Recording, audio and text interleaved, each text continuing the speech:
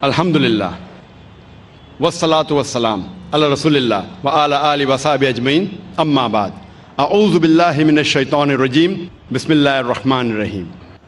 میرے محترم بزرگوں، میرے عزیز بھائیوں اور بہنوں، اور پیس ٹی وی پہ لائیو دیکھنے والے کروڑوں ناظرین، السلام علیکم ورحمۃ اللہ وبرکاتہ۔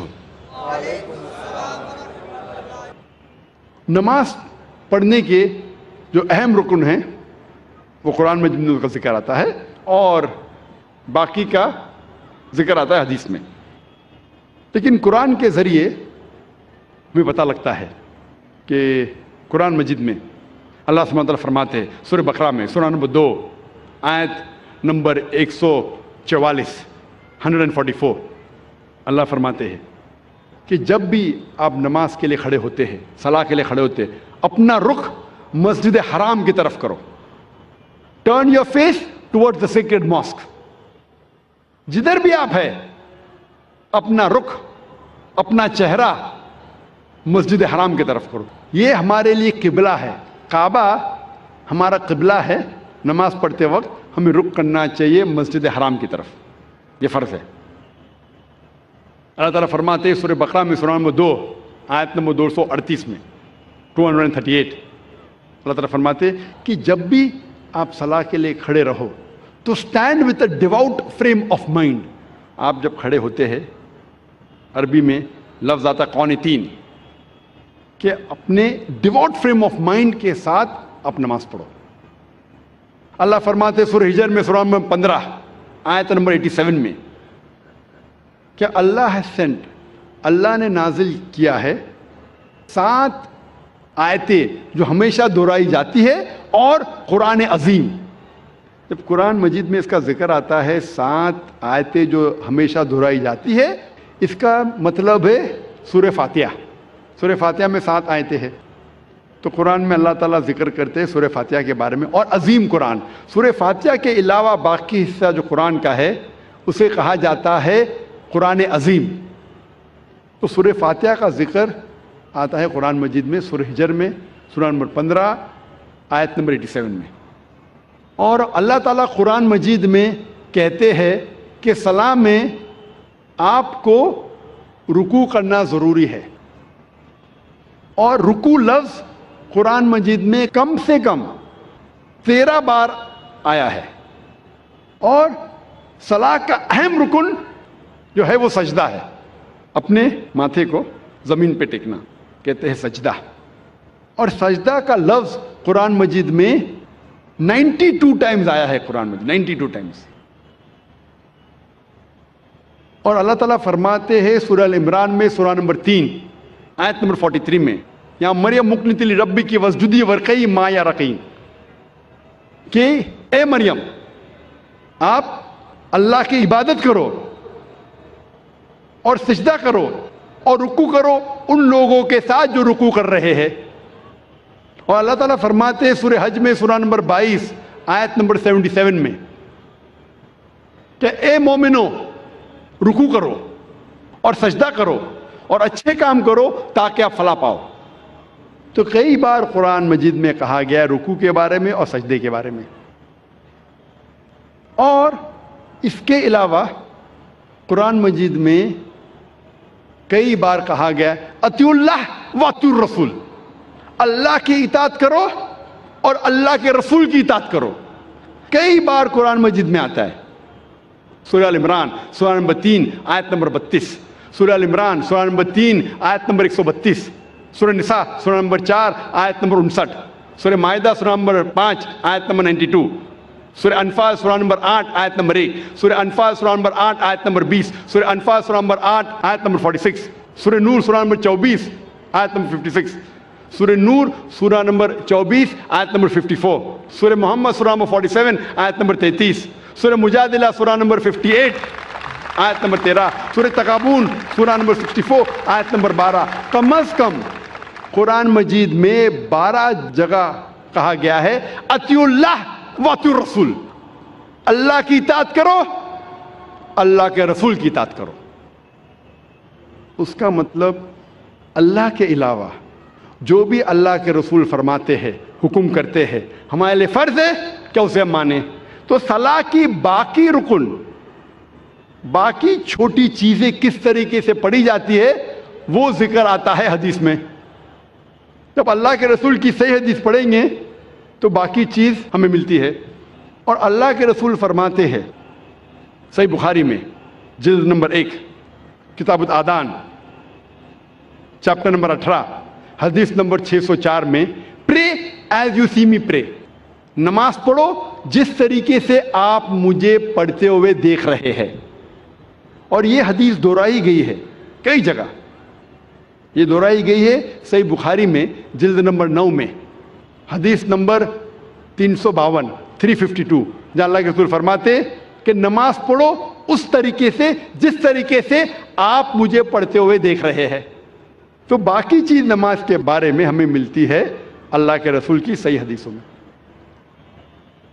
اللہ فرماتے ہیں سورہ داریات میں سورہ نمبر 51 چیپٹر 51 ورس نمبر 56 ورس 56، وما خلقت الجن والانس الا لیعبدون۔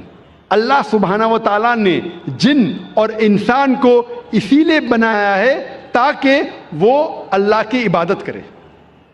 اللہ نے جن اور انسان کو صرف اور صرف اسی لیے بنایا تاکہ وہ اللہ کی عبادت کرے۔ یہ لفظ عبادت آتا ہے عربی لفظ عبد سے، جس کی معنی ہے بندہ، بندگی، اور سارے انسان اللہ کے بندے ہیں۔ ہمیں فرض ہے کہ ہم ہمارے خالق، ہمارے رب اللہ سبحانہ و تعالیٰ کی عبادت کریں۔ کئی مسلمانوں کو غلط فہمی ہے کہ صلاح ہی صرف اللہ کی عبادت ہے۔ صلاح اللہ کی ایک اہم عبادت ہے، سب سے بہترین، لیکن صرف صلاح عبادت نہیں۔ عبادت کے معنی عبد، بندگی، اللہ کا کہنا ماننا۔ جب ہم اللہ کا حکم مانتے ہیں تو ہم اللہ کی عبادت کر رہے ہیں۔ اللہ جس چیز سے ہمیں روکتا ہے ہم اس سے پرہیز کرتے ہیں، ہم اللہ کی عبادت کر رہے ہیں۔ لیکن سب سے بہترین عبادت ہے صلاح۔ اور جو انسان صلاح نہیں پڑھتا ہے، صلاح نہیں پڑھنے کے کئی نقصانات ہیں۔ جو انسان صلاح نہیں پڑھتا اس کا ایمان کمزور ہوتا ہے، ہو سکتا ہے کہ وہ اپنا ایمان بھی گوائے۔ انسان سوچنے لگتا ہے کہ میرے پاس پیسہ ہے، میرے پاس دولت ہے، عیش ہے، آرام ہے، اللہ سے دور جاتا ہے۔ صلاح نہیں پڑھتا ہے اور دور جاتا ہے۔ صلاح نہیں پڑھنے سے آپ کی زندگی میں ڈسپلن نہیں آتا ہے۔ ہو سکتا ہے کوئی شخص مجھ سے پوچھے گا، میں کئی لوگ کو جانتا ہوں جو صلاح نہیں پڑھتے لیکن ایک دم پابند ہے، اپوائنٹمنٹ کے پابند ہے، ڈسپلن ہے۔ میں جانتا ہوں کئی مسلمان جو صلاح نہیں پڑھتے لیکن ڈسپلن ہے، کئی غیر مسلمان ہیں جو صلاح نہیں پڑھتے لیکن ایک دم ڈسپلنڈ ہے، اپوائنٹمنٹ دیں گے برابر اس وقت پہ موجود رہیں گے۔ یہ ڈسپلن کا ذکر ہی نہیں کر رہا ہوں، میں اعلیٰ درجے کی ڈسپلن کی بات کر رہا ہوں، یہ تو نیچے درجے کا ڈسپلن ہے۔ اور آپ کبھی بھی دیکھیں گے اپوائنٹمنٹ کے بارے میں، اگر کوئی شخص اپنے ملازم کو اپوائنٹمنٹ دے رہا ہے تو اکثر وہ اگر اپوائنٹمنٹ کے پابندی بھی نہیں کریں گا اسے کوئی فرق پڑتا نہیں، میرا ملازم ہے، میں آدھا گھنٹہ لیٹ جاؤں کیا فرق پڑتا ہے، کیونکہ وہ اس سے نیچا ہے۔ اپوائنٹمنٹ 10 بجے کہ آپ پہنچے 10:15 کو پہنچے 10:30 کو پہنچے 11 بجے نہیں بھی پہنچے، ملازم ہے، کوئی فرق پڑتا نہیں۔ اگر آپ اپنے بزنس پارٹنر کو اپوائنٹمنٹ دے رہے، آپ کوشش کریں گے ٹائم پہ رہیں گے، میں میرے بزنس پارٹنر کو تکلیف نہیں دینا، اپوائنٹمنٹ کے ٹائم پہ رہیں گے۔ جس کو آپ سمجھتے ہیں کہ وہ بہت مشہور اور عزت والا ہے، اگر آپ منسٹر کا اپوائنٹمنٹ لیں گے تو کیا کریں گے، 10 منٹ ٹائم کے پہلے پہنچیں گے، آدھا گھنٹہ پہلے پہنچیں گے۔ اگر وزیر اعظم کا اپوائنٹمنٹ لیں گے آپ ڈریں گے کہ اپوائنٹمنٹ چھوٹنے جائے گا تو آدھا گھنٹہ پہلے پہنچیں گے، 1 گھنٹہ پہلے پہنچیں گے۔ یہ انسان کی فطرت ہے۔ جو آپ کے نیچے ہے اس کی آپ قدر نہیں کرتے، جو برابر ہے قدر کرتے، جو اونچا ہے مشہور ہے زیادہ قدر کرتے۔ اس لحاظ سے اگر مان لو یہ چیز صحیح ہے، مان لو کہ یہ اپوائنٹمنٹ کا طریقہ صحیح ہے کہ اگر ٹکر کا ہے تو میں ٹائم پہ جاؤں، زیادہ اونچا ہے تو اور احتیاط لوگو۔ جب آپ کا اپوائنٹمنٹ آپ کے رب کے ساتھ ہے تو کتنی پابندی آپ کو کرنا چاہیے، اور رب کا مقابلہ مخلوق سے کر ہی نہیں سکتے. اگر وزیر کو ملنے کے لیے اتنی پابندی کر رہے تو اپنے رب کو ملنے کے لیے کتنی پابندی کرنا چاہیے آپ کو؟ رب کا مقابلہ وزیر سے ہو ہی نہیں سکتا ہے. وَلَمْ يَكُنْ لَهُ كُفُوًا أَحَدٌ, اس کے جیسا کوئی نہیں ہے. تو میں اس اپوائنٹمنٹ کی بات کر رہا ہوں, اونچے درجے کی. اگر صلاح سے دور رہیں گے تو آپ کی زندگی میں ڈسپلن آئیں گا ہی نہیں. جب وزیر آپ کا تھوڑا فیور کرتا ہے تو آپ ہل جاتے ہیں, اس کے لیے کچھ بھی کرنے کو تیار ہے. ہمارا خالق آپ کو زندگی دی ہے, ہمیں زندگی دی ہے, ہمیں اتنے نعمت دی ہے, ہم کتنا شکر ادا کرتے. اور جو سب سے بہترین نعمت ہے وہ تو ہم کبھی سوچتے بھی نہیں. میں آپ سے پوچھنا چاہتا ہوں کہ سب سے بہترین نعمت کیا ہے جو ضروری ہے آپ کے لیے جینے کے لیے؟ کیا ہے؟ کیا ہے؟ ہوا. شاید آپ نے تقریر سن چکے پہلے. ہاں, میں پوچھنا چاہتا ہوں کتنے لوگ ہمارے خالق کا شکریہ ادا کرتے کہ ہوا جو ہمیں چند منٹوں کے لیے نہیں ملیں گی تو مر جائیں گے. چند منٹوں کے لیے ہوا نہیں ملیں گی, ہم بولتے یا رب شکریہ, آپ نے ہمیں گھر دیا, آپ نے ہمیں گاڑی دی.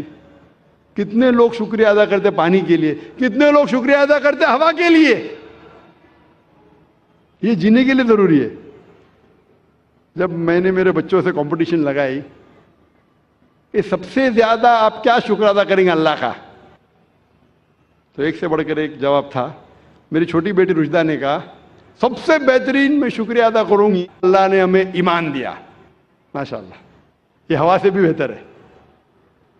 ایمان جو اللہ نے ہمیں دیا ہے وہ ہوا سے بھی بہتر ہے. لیکن جینے کے لیے ضروری ہوا. تو وہ خالق جو میں اتنے نعمت برسا رہا ہے اس کا اپوائنٹمنٹ کا آپ کو کوئی فکر نہیں.